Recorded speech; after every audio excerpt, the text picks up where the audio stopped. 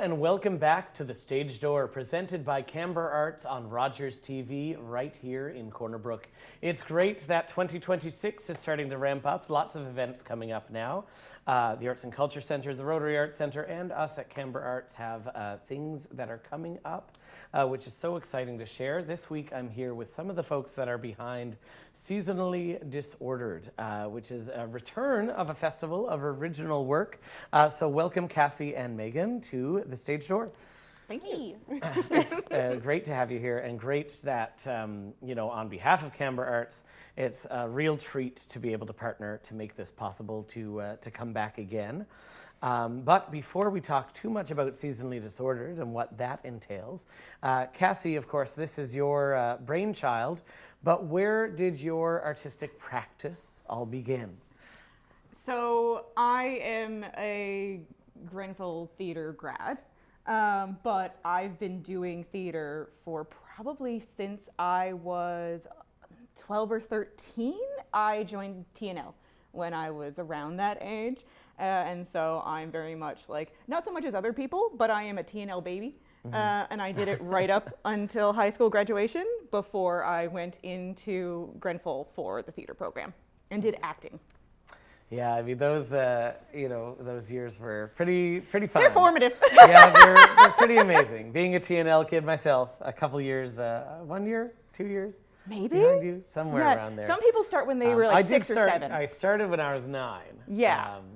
But yeah, then it is amazing how formative that time is. Yeah. And what you gain as not only as a performer, but as someone who can appreciate all of what's going on, which I'm sure is helpful when you decide I'm going to make a small festival of original works. You see all sides of the process. That was definitely something that I gained while I was there. Yeah, it's pretty incredible. And Meaghan, of course, you're no stranger to the Stage Door and no stranger to Canberra Arts.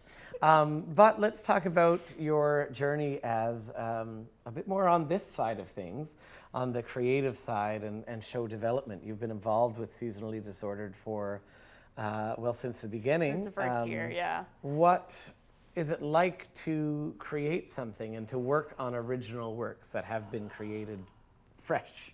It's fun seeing the process of it. So in the first year, I was one of the performers of a work that Kassie wrote. And then in the subsequent years, I kind of joined in and then gradually started being like, let me help organize this. You're doing, because Kassie in the first year was finding people and writing and directing and facilitating. I'm like, that's a lot. Let me help, please. But it's really cool watching people, both experienced and new writers, and people who are new to playwriting, kind of see how to capture their story and pinpoint it, and how they can craft and adjust it for this particular medium. Because writing a short story versus writing a monologue or a scene, there's lots of different questions and perspectives to consider, and it's just really cool watching people discover that and find their playwriting voice and be a part of that. And then, I've done the performance side of Seasonally Disordered a lot. So the amount of times we're going through, and even when someone was doing one of the pieces I wrote, hearing someone else read it and act it, and then suddenly going, you keep tripping over that sentence, that means it's not a way a person talks, so we'll just cut it, or I'll rewrite it. And having that freedom to make adjustments in real time, it's a really fun and collaborative environment to be a part of. Yeah. No, that's, it's an amazing thing, These works are submitted and, essentially workshopped in real time as it happens, and it gives a venue for a performance to happen with not much risk attached, which is a rare thing, and I think that's why Canberra Arts has supported it, is to really help foster and continue to foster that space for theatrical writers on the west coast of Newfoundland. So Kassie, what inspired you back in 2018? It was 2018, to launch Seasonally Disordered the first time? To be completely honest, I feel like Seasonally Disordered was sort of like almost out of desperation. I was out of theater school, I think, a few years by that point. And like after theater school, I had very much gone, I just want to focus on, I want to work and I want to be independent and I want to build like that sort of life. Because I was sort of burned out and a bit frustrated with the work that I was sort of expected, or I felt like I was expected to do at the time, like in terms of like what you are as an actor just expected to be and perform in. And then very quickly I hit a point where I felt frustrated with my own lack of creative output and what was not going on around me. And I felt like I needed to do something in order to sort of like recapture like that joy, that passion that I knew theater gave me, and I just hadn't experienced, or I hadn't had the opportunity to like experience in a long time. And I decided, well, whatever, I'm just going to do something myself. And honestly, funny enough, it was a conversation with Louise Gauthier that convinced me to do that. Louise, who has headed CB Nui for a long, long time. Because one of the things, I had a conversation with Louise, and one of the things I sort of brought up is, you know, what we always bring up, you know, lack of money, lack of resources, things like that. And Louise looked at me and was like, you don't need any of that. Truly, you don't. Like, there are people here who, for the love of the game, the same as you, just want to make theater and just want to do something. Even if you just put a call out and asked whoever was interested to meet up with you and talk about something, it doesn't have to be big, it doesn't have to be polished. You can still make or do something. And I left that conversation going, well, you know what, I guess I'm going to do that then. Because no matter what, I have to do something. Yeah. And so I took a huge amount of time off my job. I saved up a bunch of money, took a bunch of time off my job specifically to focus on making art, making theater. And then that winter, which is like, winter is always the quiet period, is always the slow period. No matter what it is, like that is when we see a real sort of like slump, usually in terms of theater and like people getting out and doing things. And so I decided, well, I'm going to do something to give people something to do. Like there's no reason, these people are here wanting to do something. We should make something for them to do in this period where it's slow anyway.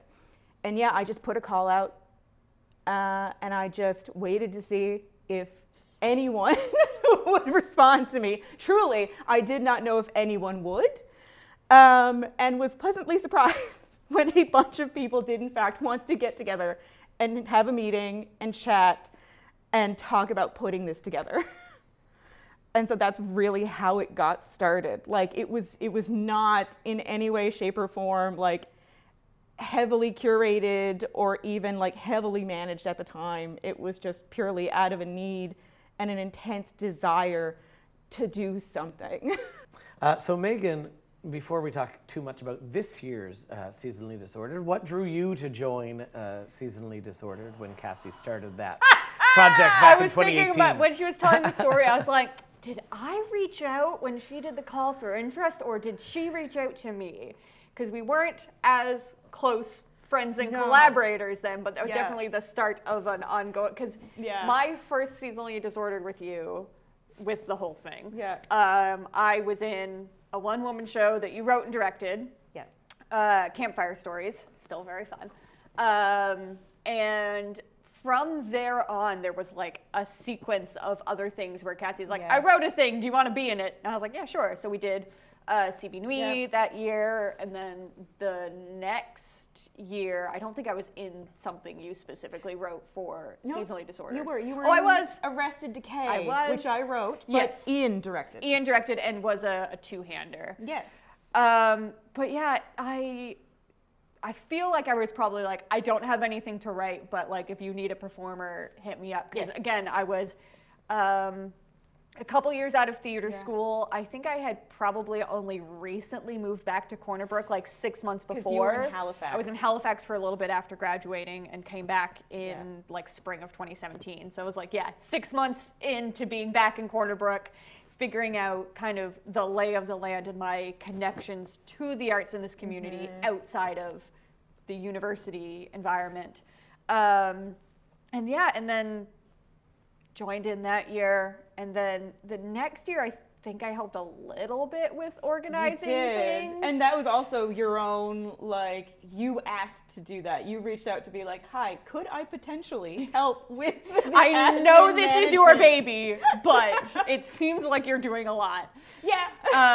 And then that's kind of grown and developed now. So, after, when the third year didn't happen because it was scheduled for March of 2020, because reasons. When we brought it back this year, I was like, all right, we're gonna, where I also am company manager at Canberra Arts and like calendar keeper, to be able to help facilitate a rehearsal space for participating artists and meetings and things like that. I have much more admin this year, but I am returning to being directed in a one-woman show written and directed by Kassie Lukeman. So it's a nice kind of return to like that first year, but with me doing a bunch more admin things, which my brain just enjoys doing, and kind of being able to free up that mental bandwidth so that Kassie can handle like dramaturging and supporting the new writers and facilitating those. And then I can step back and be like, and here's your rehearsal space, and I'll unlock the doors, and here's where you need to show up when. It's been a nice return back to seasonally disordered this year. Yeah, well, it's certainly exciting that it's all happening and coming together. So, you had 2 years, 2018, 2019, and then 2020, and then a while since then before coming back. So, Canberra Arts is thrilled to be able to support the return of this event. But what was it about this year that felt right to bring this back into the rotation? It's hard for me to give like a logical answer because I don't really have one. That's fair. I feel like for me, once we came back from COVID, I was still very burned out. And I think a lot of people were still very, like, maybe not burned out, but in a weird headspace. Like, I feel like it's taken a while since returning to normal, post-COVID, to actually feel normal again, or feel like I could invest again in picking this up and putting it on again. And, it's funny because, like, I've gotten correspondence from former like performers, like people who did this the first couple of years that we did this. Like a bunch of them have reached out, and sometimes they consistently reached out post COVID when everything like was back to normal to say like, to ask, are you doing this again? Like, are you going to do it again this year? If you are, I do want to be involved. Like, sometimes they're not even here. Sometimes they've gone back to where, like, because a lot of them started when they were in first year university. And then, of course, like, as time moved on, they finished their degree and left. And some of them have gone as far as Alberta and still messaged me and been like, I can't help out. Like, I can't be there to act, but I'd love to, like, if you need things, I can submit them. I can share things. I can help spread the word. Like, I still have contacts in the theater company or in the theater school. Like, can I connect you with people? Can I recommend people get involved in this? Which really, like, I think even when I wasn't in a place where I could make this happen, kept me thinking about it and kept me going in the way of this meant something. Like, this actually did something. This touched somebody. This mattered somewhere. And that played a huge part in convincing me that it was worth restarting. And now this year, I feel a bit more, coming into this year, I felt a bit more settled, I guess, a bit more maybe like I had my life together. I was going to say a similar thing. I had my ducks in a row. I felt like in a place mentally where I could give myself to it. I could actually give it the attention and the focus it deserved. And of course, having Meaghan always helps. Having Meaghan always helps. I don't think I would have done this again if you hadn't also been ready to do it again. And I think for me, like, even as we were having the discussions, I told Kassie, I was like, I don't have the creative energy to write something or direct something. I was like, but I could act in something you wrote, because I know that that kind of like habit is still kind of in my body. And I know that you and I have, like, it's when you work with a new writer or a new director, there is a little bit, there's a nice amount of time and energy that you have to dedicate to getting yourselves on the same wavelength. Discovery and just figuring out each of your creative language and process and things like that. But knowing, because not only have I done a bunch of shows written and directed by Kassie, we've been playing D&D together for years. So there's a lot of, like, we already have that framework. So I was like, I can be in a thing that you wrote and direct. That's about the extent. But I can do all of this admin-y stuff, because it's really, I would kind of have to do some of it anyway, where I work with Canberra Arts. So I was like, let me just integrate those two roles. And yeah, it was a stability, and also like me knowing I was taking a step away from some of the other creative things that I typically do this time of year, and being like, well, I got to do something. So I'll do something small, but like creative energy-wise, but that still aligns with other things I have going on. And just being at a point where I know better how much to take on and commit myself to, and being able to articulate that makes it a lot easier to really commit to the things that you choose to take on. And actually, I think it was a couple of years ago, I did send you a message or put feelers out. I think I asked you at some point, like, you know, early in the fall, I was like, hey, I'm thinking about it again. Do you ever think about it? Do you think you'd ever remember to come back? And at the time, your response was essentially like, you know, my life is very busy. It's very crazy. I have a lot going on. I would love to, you know, if it works. But, you know, again, I knew how much you were doing in that time period. You were had a few years where I was doing a lot back to back creatively. And I very much went, okay, well, if Meaghan's not ready, then I'm not ready. Yeah. Yeah, like it's 100%. Like I would not want to get this up and running again with anyone without Meaghan. There you go. The importance of putting yourself out there. Yeah, you know, you never know what it will lead to, and I think it's clear that this has become a partnership, not only, you know, for us at Canberra Arts to be able to present this, but between the two of you as artists and as creators. So this year's event, what can we expect? A little synopsis of what's happening and when it is, how to get tickets, all that good stuff. Right. So in terms of the shows, we've got a mix of a couple of new ones and then actually a couple of older ones. I went back and I pulled some of the old shows because I felt like that would be a nice sort of nod back to where we began. So we've got one show, one short piece from the second year, and then one of my pieces actually from the first year, which Meaghan is going to be acting in. The actor for that piece was originally Gina Hirachi, who stayed with us every year until she graduated. And actually Gina's in St. John's now, I believe, working as well. That one is Tempest Ranget. And the second year piece is by Adam Critchley, who again is one of our like original writers. Like he's been there from year one. Critchley's written every single year we've done this, including the one that didn't happen. His piece is called Occupied, and originally the actor for that was Luke Rowe, who's also in St. John's now. I believe Luke is involved with NL Sketchfest. And like the a bajillion RCAT. things. Yeah, like a bajillion things. Yeah, Luke's done very well in Yes, St. John's. he has, and so has Gina. Like they've both gone on to do really, really well for themselves, and I'm so happy about that.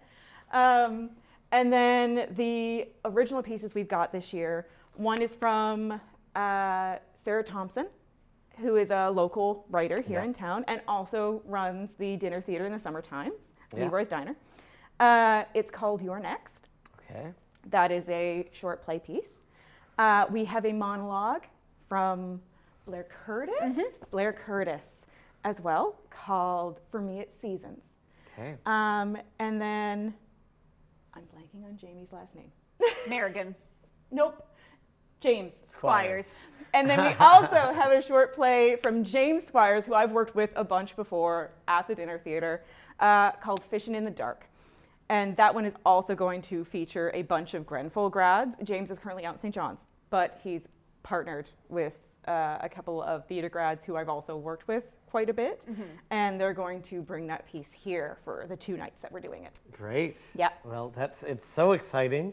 For those who've seen some of those writers in action, I mean, there's humor in this too. It's not just Spooky not winter, just the not dark and just spooky. spooky dark No. winter. We're not going to take you in the darkest time of the year and then be like, all right, now you're really going to feel it. It's really weird because I actually said this year we've got a lot of funny ones. There's lots of light ones this year. We've got a lot of funny ones this year and like some serious ones as well, but there's a lot of humor this year. Yeah, and Which is certainly nice. Feels very connected to Grenfell and the theater community with those involved, as well as, featuring folks like Sarah Thompson, who, a published author, who has also written for a Newfound Family drama company in the summer. So I think it sounds like a great event. Lots of variety, humor, darkness, spookiness. Yeah. It's a mix. It's all there, which is so important to this, though. So, Yes. even though this is kind of the first year that a bit more of a general call went out, it seems like the result has been a really balanced program that will leave the audience feeling really great about it. So, Meaghan, how do folks go about getting tickets? When is the show? Where is the show? Perfect. So there's 2 nights. It's the same lineup of shows each night, and it's Friday night and Saturday night, February 6th and 7th. Yes. Sounds right? That's right. I couldn't remember if it was 5 and 6 or 6 and 7, but February 6th and 7th. 7:30 p.m. over at 110 Humber Road, which is the Canberra Arts space. And tickets are available online now at canberraarts.ca/events. You can also just go to the homepage. There's a nice little tickets button there. And you can also call the box office Monday through Thursday from 11 to 4. If you don't get an answer right away, it probably means that I'm out of the office. So just leave a message and I'll give you a call back. And unless they all sell out online, any remaining tickets will be available at the door the night of each show. But that's a gamble. So if you want to go, make sure you get your tickets in advance. Yeah, and for those with concerns, the building is accessible. We do have folks monitoring one of the elevator entrances, and then there's another one that only has 2 stairs down and the elevator at the end of the hallway. So don't let that deter you. If you have any questions, you could call that box office number and ask, and we will accommodate. It's also licensed, so there's a bar too. There will be a bar. So I just want to let you know. The Arts and Culture Centre only has a couple of events, and I will say both of them are very nearly sold out. Jacob Lewis, of course, very popular event, January 22nd, which is tonight, and the 24th. Tonight being the air date, Thursday, January 22nd. And if you want to go, it's in the red. There's like 5 tickets. So try, no guarantee on that. Then also at the Arts and Culture Centre, also in the red for ticket sales, is Me, Myself, and Cecil. Of course, Landon Cecil continuing on. That's February 21st. At the Rotary Arts Centre, there's the Leonard Cohen Tribute, very popular annual event, January 23rd. I am sure that tickets are selling pretty well for that as well. Then in February, Kubasonics on February 7th, and Sunflower Duo on February 8th. That's 2 connected Ukrainian groups that are performing. Kubasonics is Ukrainian speed folk, is how they identify. Really great time, fantastic party. Sunflower Duo features Maria Cherwick of Kubasonics, with a pianist from Ukraine and is much more classically rooted, a bit more of a soft cedar suitable event. Of course, the Rotary Arts Centre also has movies. January 26th, Blue Moon, and January 30th, Don't Tell the Newfoundlanders. So that's a treat to see a Newfoundland film there. And there's a workshop on February 21st and 22nd, From Story to Script, with Jonathan Watton, coming home to Corner Brook after being on Murdoch Mysteries and a number of other successful television shows. That's a really great opportunity to learn. That's a free workshop that the Rotary Arts Centre is offering. So check all of those great offerings out. And Canberra Arts is just getting ramped up. Our first event is, of course, Seasonally Disordered, but we have events coming up in March, so stay tuned, and some really exciting festivals of events in April and May and June, and then our summer festival begins July and August. So that's getting announced really soon, but I will say the prom tickets are on sale for this fantastic feel-good musical directed by Edmund McLean. That's March 5th through the 7th at the Arts and Culture Centre. We'd love to see you there. And of course, the Corner Brook Winter Carnival is happening, opening on February 20th. So there's a lot happening already. We're headed into a lot of great music and some great theater as well. And it is a new year, it's 2026. So if you would like to support Canberra Arts, our corporate campaign is going out soon. We'd love to hear from you. If you want to support the things we're doing, whether that's the stage door or the events we're doing or the education at the Graham Academy, send an email to Ian Locke at canberraarts.ca. We would love to have your support to help us continue to grow and continue to offer things right here in Corner Brook. And we'll see you next week back here at the stage door.